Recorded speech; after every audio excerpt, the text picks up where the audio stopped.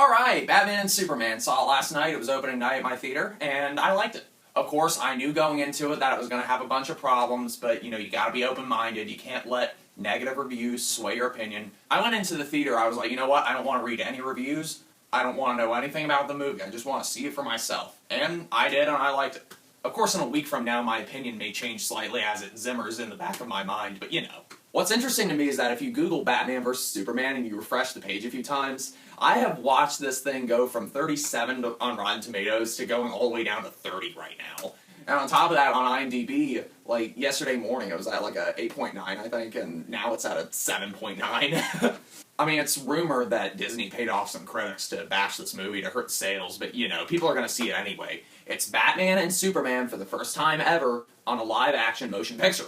So I typed up a few things on Google Docs that I thought was really interesting, so I'm just gonna go off of those. At the very beginning of the movie, they show the backstory of Batman, but they don't dwell on it, Like, they spend 5 minutes on it, they show, like, one flashback later on in the movie, which it only takes, like, another minute, maybe. So this fixes the problem that The Watchmen and Man of Steel and Batman Begins had, Where those movies, they take up, like, half the movie, introducing the character. And in this case, they introduced several characters. They introduced Wonder Woman, and she was only in it as Wonder Woman for 20 minutes. Let's see, they introduced Cyborg, they introduced Aquaman, they introduced The Flash, several Justice League characters, and it only took, like, 30 seconds apiece?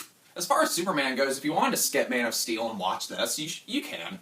I mean, at the beginning, it shows the end fight with Superman and Zod. And you can kind of guess between the flashbacks about his grandfather and all the conversations he has with his mother and all the stuff about the Kryptonian spaceship, you can kind of guess his backstory already if you didn't already know it. I mean, this movie's not exactly insulting the audience's intelligence because it doesn't explain every backstory. Some of it's already assumed. Like, if you didn't know about Jason Todd's Robin being killed off, there's a little reference to that in the movie, the little Robin suit with the Joker graffiti all over it. I love that. Anyway, something else I really liked, I loved Ben Affleck as Batman. I liked him better than Val Kilmer, I liked him better than Christian Bale, I liked him better than George Clooney, obviously. I mean, he was just really good at it, I mean, this Batman, of course, is like the Frank Miller Dark Knight Returns type of Batman, and that's what I like. The broken, beaten down, older, tormented Batman. I mean, his nightmare sequences were a little weird and random, and they felt out of place. But as Bruce Wayne and as Batman, he did a good job. With this Bruce Wayne and this Batman, they're not polar opposites. Like, there's the polite, well-mannered Michael Keaton Bruce Wayne, and then there's the psycho Batman that Michael Keaton also does. In this case, Bruce Wayne and Batman are kind of one and the same, almost. I mean, you see it more in private conversations. I mean, when he goes to conventions or he goes to parties, he's still the suave billionaire, but, you can believe that he is Batman. I mean, that's who he is. Bruce Wayne's the mask this time. I mean, I do feel like that they crammed a bunch of things into this movie. As a result, the movie kind of suffers for it. There's a lot of plot inconsistencies. A lot of things feel forced.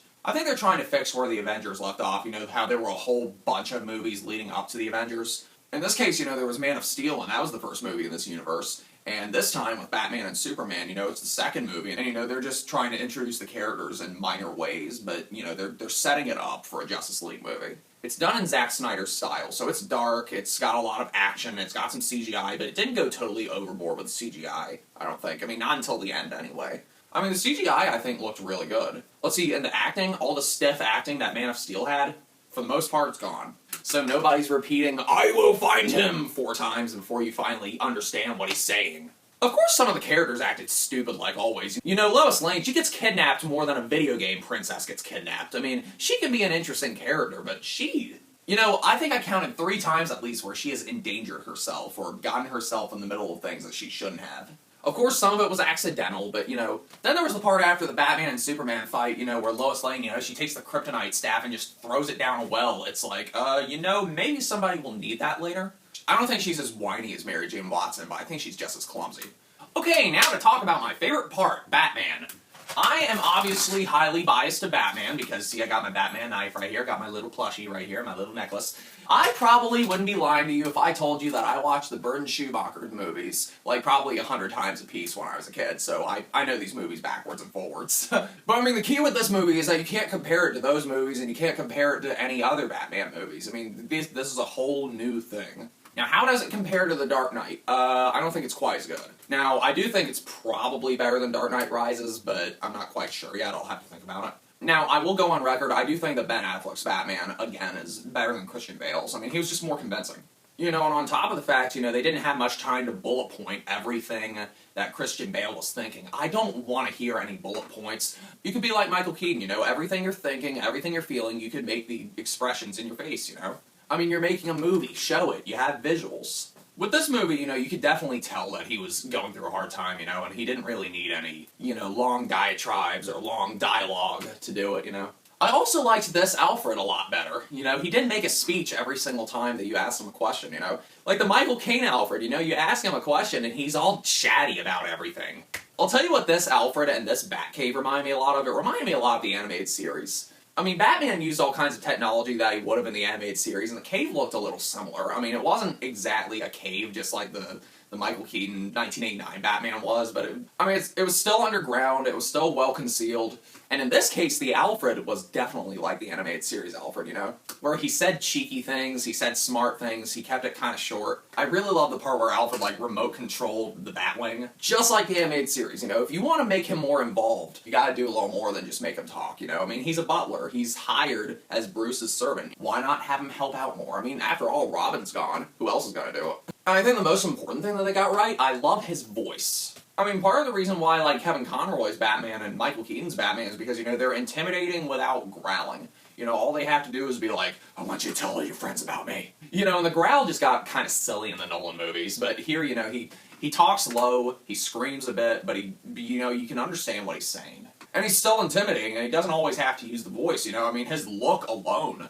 Anyway, yeah, but the Batsuit, you know, it also looks good. You know, there are no Bat credit cards, no Bat nipples, you know, it looks nice and retro, it's all veiny, and I like his workout methods, you know, where he ties a tire around his ankles as he's doing pull-ups. Definitely something CrossFit would do. I'll tell you what, you know, I've always known a lot about Superman, and I've always known a lot about Batman, but I didn't really realize that Martha was the name of both of their mothers. Which, that's another issue I had with the movie was, you know, as Batman's getting ready to kill Superman, you know, Superman's like, Martha! Now, had he said that when he walked onto the platform before they started fighting, this whole fight scene could have been avoided, but you know, so I guess better late than never, right? Anyway, so Superman says, Martha, and Batman's like, what? Why'd you say that? It's like a trigger word, it just comes off as kind of ridiculous. I mean, the whole motive behind them fighting was kind of ridiculous too, because, you know, Luthor says, well, I kidnapped your mother, so you have to go kill Batman before I give you your mother back. And see, my problem with that is, you know, Superman seems to have this spider sense type of thing with Lois Lane, like every single time she's in danger, he always goes to her.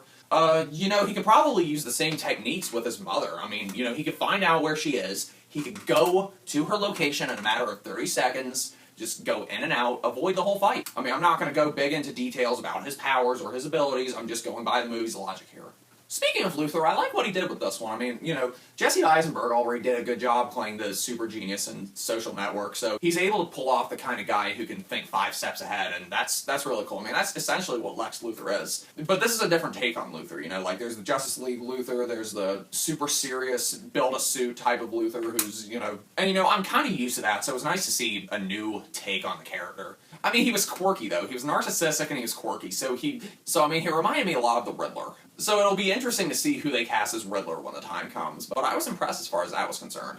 And of course, you know, I like the public and the government's outlook on the superhero thing, you know, like Batman's a monster, of course everybody's gonna think that. And of course Superman's polarizing, I mean, of course he's trying to save the world and he's trying to save people, but he can't do it with everybody. And of course people are gonna die in the process, you know? You notice how in the Avengers, you know, if a building collapses, you know, a lot of those buildings are empty. So, I mean, this is more of a realistic take on what would happen if an alien like Superman would actually come down, you know?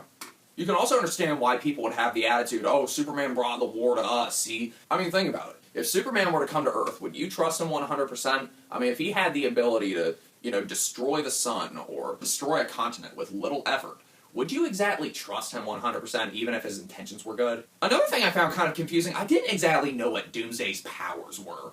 I mean, I'm not too familiar with the Doomsday character, but, you know, I know that he killed off Superman in the comics, and then Superman came back, stuff like that, but, you know, here it's like he absorbs energy and sends shockwaves or something, I don't know. I couldn't piece it all together, it was a little confusing, but I do like that they showed, like, the different stages of him, you know, he was big, and, you know, he grew the horns after a certain amount of hours, you know. So not only was it faithful to the Batman universe, but it was faithful to the Superman universe in that sense. But I also really like Wonder Woman's reveal. You know, how Bruce investigates and he finds his picture from 1918 and he recognizes that it's Diana Prince, so that was just really good.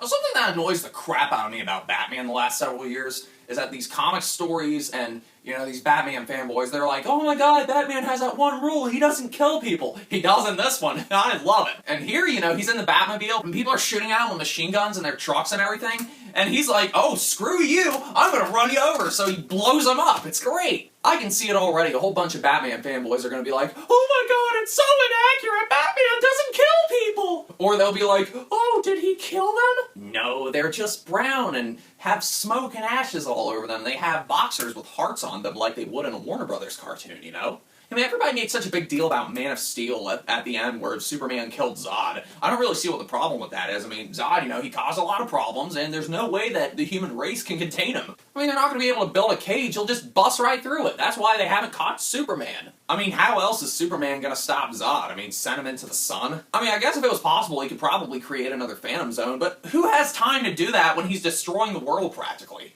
Oh yeah, and all the bullet pointing that the Dark Knight trilogy had, it's been toned down a lot. I mean, it's still there. You know, there's still some explaining, there's still that whole Christopher Nolan dialogue like, oh, the weight of everything depends on this and this and this. You know, that kind of melodramatic dialogue. I mean, it's still here, but I feel like they toned it down a lot. The fight choreography was really good, too. I mean, you know, the Batman-Superman fight was a little one-sided towards Batman. But, I mean, by the same token, if Superman wanted, all you would have to do is punch Batman in half and the fight would be over. I mean, all Batman's gotta do is be like, alright, Superman, show me what you got. And Superman, all he's gotta do is go like, fight's over, next. I'm definitely excited to see the R-rated Blu-ray when it comes out. Maybe this movie will be like Daredevil, you know, like the theatrical version was inferior to the director's cut when that came out. So, I don't know, maybe those extra scenes will help it.